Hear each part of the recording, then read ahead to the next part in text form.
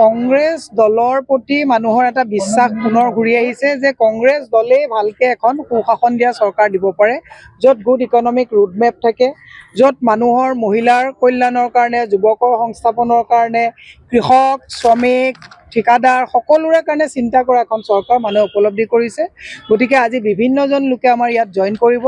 প্ৰত্যেক মাহৰ 10 তাৰিখে কৰি আছে। আজি আমি 11 তাৰিখে এইকাৰণেই কৰিবলগীয়া হৈছে, মাননীয় সভাপতি মহোদয় এই মেনিফেষ্টো কমিটিৰ কাৰণে বাহিৰত ব্যস্ত থকাৰ কাৰণে আজি আমি গুৱাহাটীত মানৱেন্দ্ৰ শৰ্মাত অলপ সময়ৰ পিছত আমাৰ বহুত লোকে ইয়াত জইন কৰিব।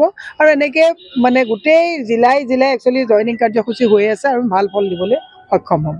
এতিয়া দেখা গৈছে যে এবাৰ স্ক্ৰিনিং কমিটিৰ অধ্যক্ষ প্ৰিয়ংকা নিৰ্বাচিত কৰিছে, কি ক'ব, কেনেকুৱা আশা কৰিছে? না, ডেফিনেটলি আমি খুব আশাবাদী যে আমাৰ ইয়াত স্ক্ৰিনিং কমিটিৰ অধ্যক্ষ হিচাপে প্ৰিয়ংকা গান্ধী ডাঙৰীয়াক নিযুক্তি দিয়া হৈছে।